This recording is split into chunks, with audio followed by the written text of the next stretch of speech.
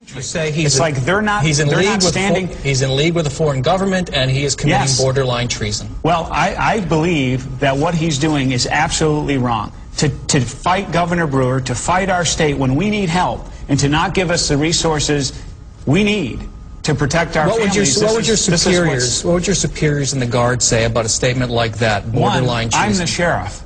The superiors for the sheriff are the people who elect me, period.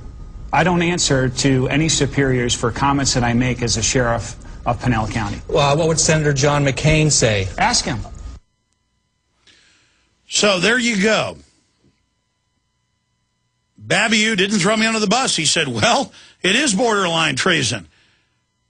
It's treason, ladies and gentlemen. Treason is opening the drawbridge for the foreign enemy to come in. Treason is selling the sovereignty out. Treason is siding with a foreign power. And so you heard the reporter craftily say, white supremacist, and then he says, Alex Jones, when he'd just been talking about some other show Babiou, the sheriff, had done. That is an attempt to mislead his viewers. That guy thinks you're an idiot. Everybody knows I expose most white supremacist groups as being federal run. I told you Hal Turner was one. Now it's come out in federal court hearings that the feds are out there stirring up racial tension to divide and conquer. They know what they're doing, and they're desperate. And they're scared of the fact that I'm pointing out treason when we see it. Look, being a patriot doesn't mean flying the stars and stripes outside your house.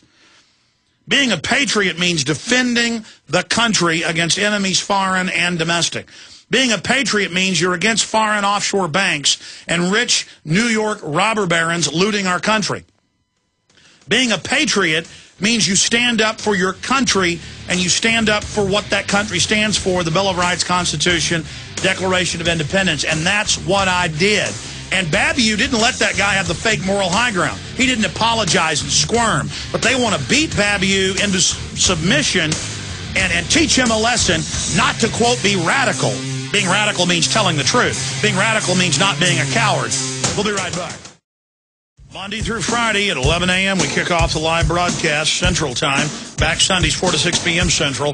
I want to go to your phone calls and a bunch of other important news, but I wanted to play a section from that clip one more time where the Arizona sheriff, Paul Babiou, is being demonized by this reporter. And he says, what would the National Guard that you're an officer in think about you saying the president's borderline treason? And he said, look, I represent the people that elected me as sheriff. I have free speech as an American.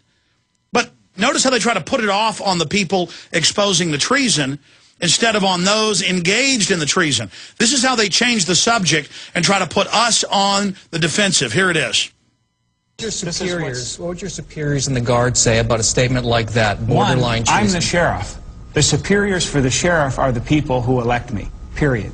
I don't answer to any superiors for comments that I make as a sheriff of Pinell County. Well, what would Senator John McCain say? Ask him. What does that have? Well, what would John McCain say? Well, John McCain's part of the Keating Five, a little crook. I mean, what does that even mean? This little sniveling bootlicker who wants a job at MSNBC. That little sniveler sat there and wrote his notes up that he's reading from to go in and talk about some other white supremacist radio show that he claims is that. I don't even know if it's true.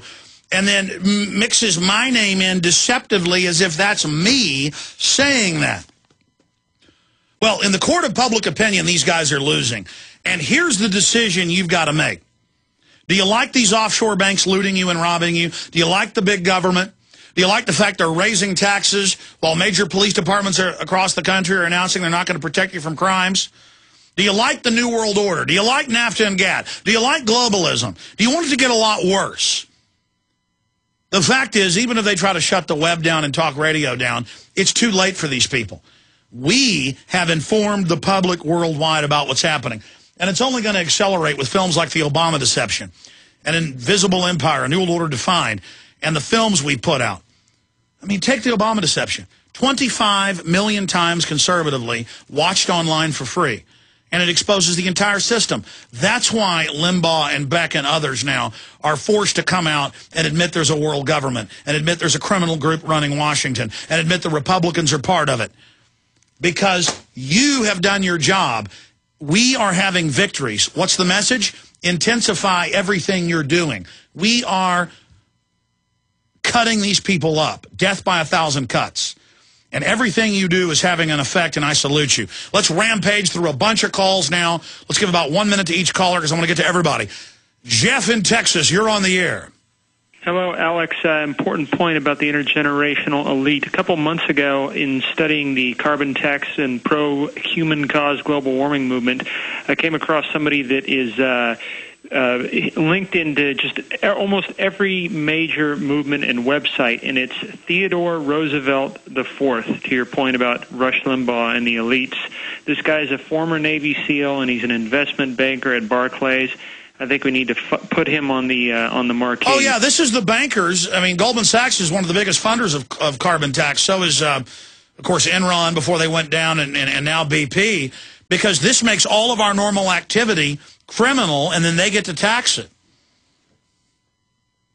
You can trace them all the way back to the aldermen that ran New Amsterdam before there was even a New York. They've been doing this the whole time. Yeah, no, it's a bunch of families of scammers that have developed all these different frauds to screw us, and they've learned how to make us feel guilty to go along with what they're doing. It's over. We're awake. We're angry. We see through them. They're not invincible. They're a bunch of Bernie Madoff, Ken Lay types. They're going down. I appreciate your call. I mean, look at how for over a decade, investigators brought the federal government how Bernie Madoff was ripping people off. For over 5 years, they brought investigators how Ken Lay was ripping folks off, and they called him conspiracy theorist. And it turned out it was all true. It's a bunch of crooks. Either they are defeated or we're their slaves. Very simple math here. Jason in Indiana, you're on the air. Hey, Alex. Hey, buddy. I was wondering, can we get the elite to fight against each other, maybe by boycotting a bank or corporation at a time, or would it do any good? Well, I think boycotting the Fortune 100 is important because they're anti-American. They all promote globalism and the end of our sovereignty. You should go research the groups that fund Mecha and La Raza. It's the Fortune 100. And boycott any group that is supporting the destruction of this country. And I appreciate your call, Jason. Let's talk to Paul in California. Paul, you're on the air.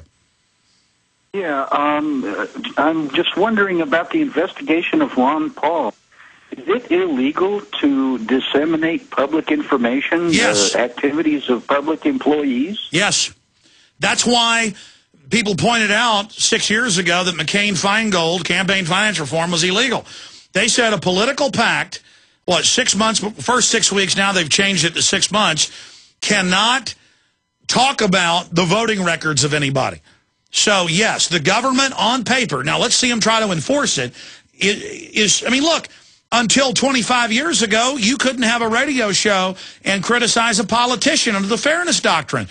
I mean, these crooks will do anything unless we say no. I've got a First Amendment, whether John McCain and Lieberman say I do or not. I've got it. End of story.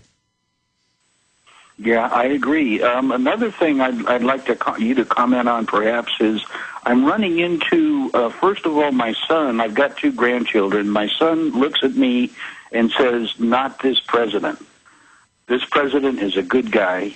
And I run into also other people, and they say, don't talk about it here. I've run into this since Bush was president. Don't talk about it here. I don't want my neighbors to hear. Yeah. Talk softly, or we'll talk about it later. And I think that this is America, Well, soon that'll be a conspiracy theory. If you say this is America, they'll say it never existed. Why are you a conspiracy theorist?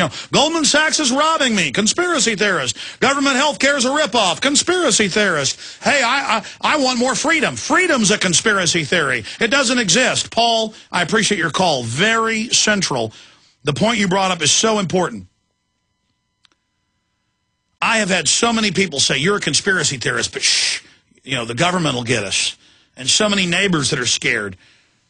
If this is land of the free, home of the brave, why are people so scared to speak out? Because the media message of the controlled dinosaur media, the corporate whore media, has been, don't speak out, don't be involved, just keep your head down, don't talk about politics and religion. America was founded on talking about politics and religion and soapboxes and being involved. They told the greatest generation in the last 60 years and the baby boomers, after them that it was politically correct to sit down and shut up and do what you're told.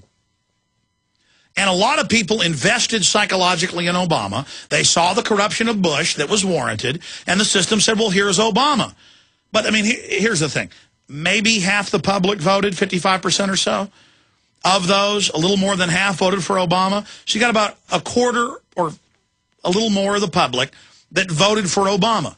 And they don't want to admit they've been conned. How does a Ponzi scheme work? They say, oh, I've got a great investment. The first few people that invest get a good return. And then usually with a Ponzi scheme, when it's first exposed, people don't want to admit they've been scammed. And they'll deny it. Oh, no. You know, the guy that sold me on this investment, he didn't scam me. They'll tell reporters, how dare you, and slam the phone down. It's like that case in Montana, in Hardin last year. They had foreign mercenaries, this was on national news, driving around in police cars.